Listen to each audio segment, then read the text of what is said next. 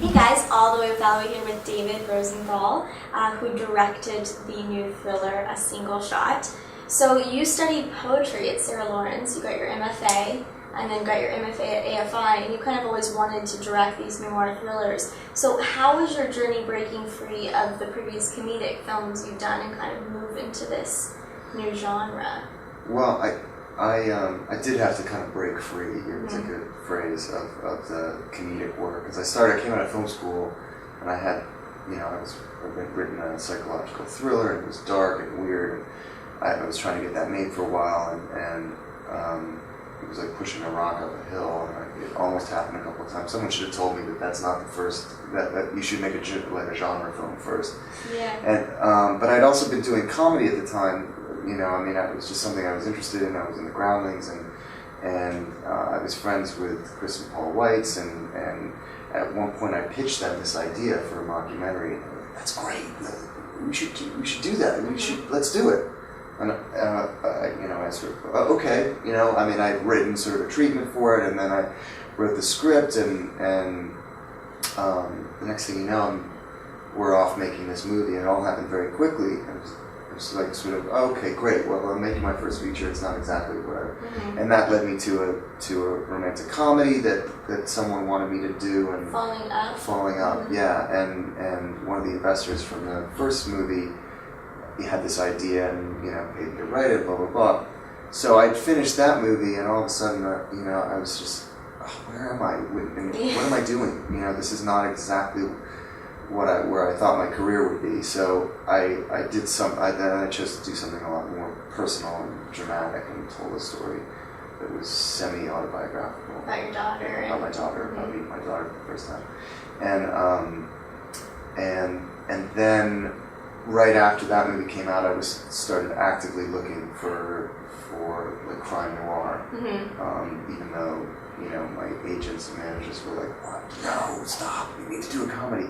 But I found something, and had a few things that something fell through, a book that I was going to get, and the producer who I had worked with before sent me this script based on this book for A Single Shot, and I loved it. It was great. I totally saw it in my head, and got on the phone with him. But there was another producer involved, and it was like, that we're looking at a bunch of directors now. So I was up against a whole bunch of people who had done thrillers and more action stuff, and I was the fish out of water in that scenario. So you used this ripomatic. So I said tell me about the ripomatic, this like new term. So I'd done some commercial work, and in the commercial world, as the agencies are pitching their clients, they'll put together these ripomatics, which are sometimes a combination of photographs and stills and music, and or animated stuff to give the idea of what the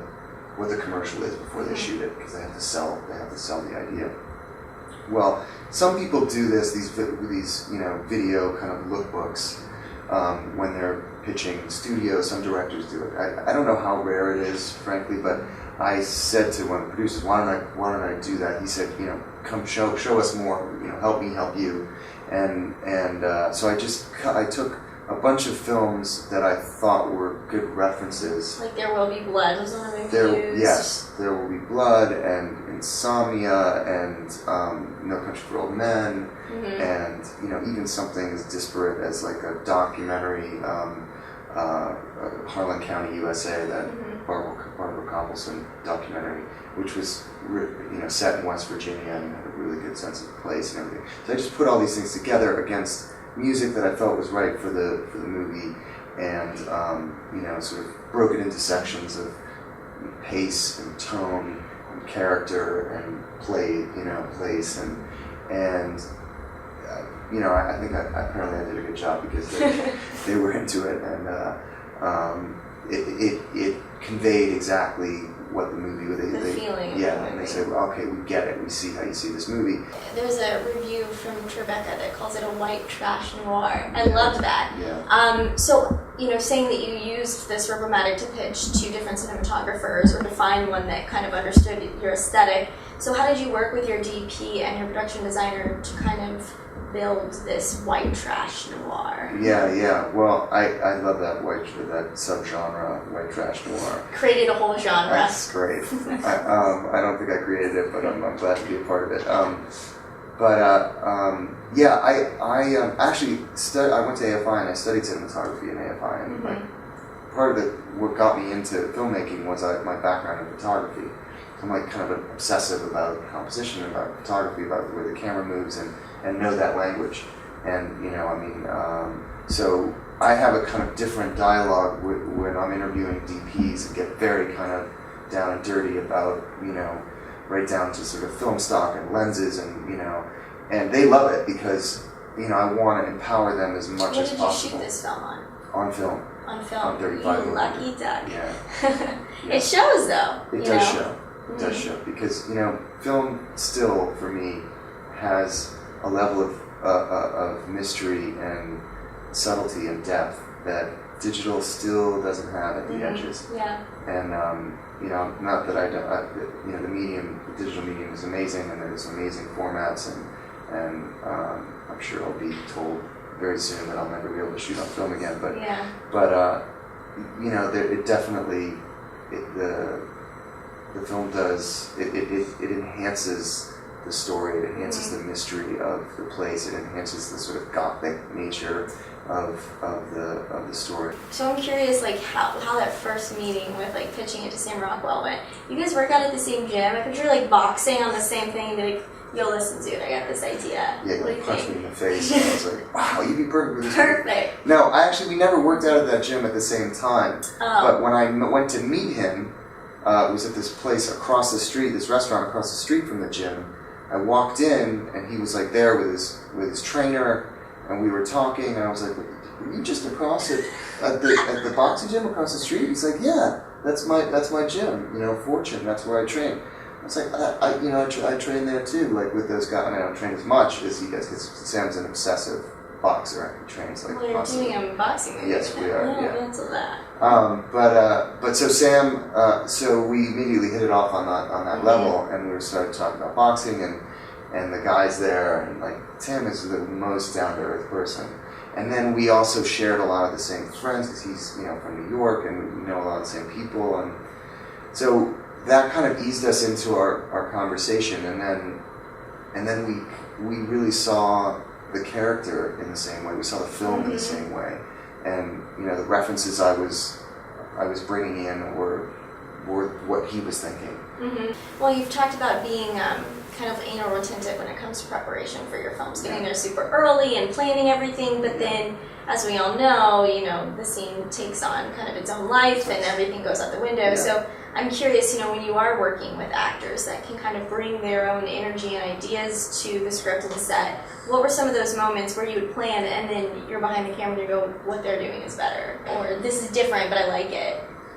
Yeah, well, there's a lot of instances of that, or where we've done the preparation, but I might on the day show up to set and have, I want to try this and this, or like have it in my head that I'm going to do this or give them this note, or and then I watch them do this. And like, for instance, the day that Jeffrey Wright came to set, and I was, I revere him as an actor, and so there's Jeffrey Wright and there's Sam Rockwell in a scene together, and I'm, it's very intimidating for me, because, who am I to direct Sam Rockwell and Jeffrey Wright? I should just shut up and but we had explored the scene, we had done some rehearsal, and so we knew where we were going, but watching them, I just had to do so little. Like, they were so well prepared, and it was just like, Sam came up to me in the middle of the day, when we broke for lunch, and he was like, that was a master class.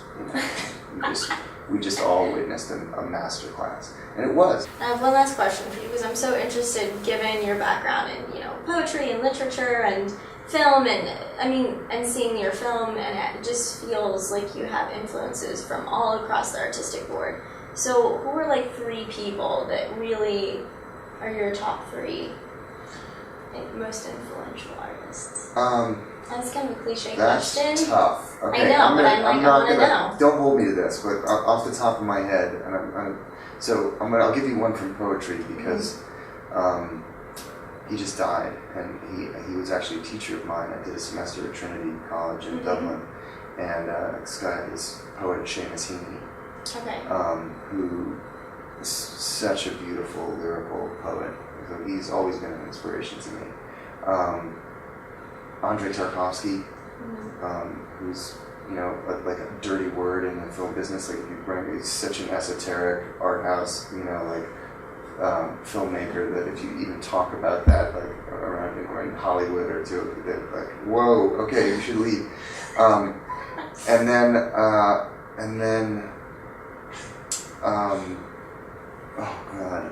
Gerhard Richter. Those are just three. I'm just shaking those out. There we go. I like them. Golden. The Awesome. Well, thank you so much. A Single Shot comes out September 20th. Check it out.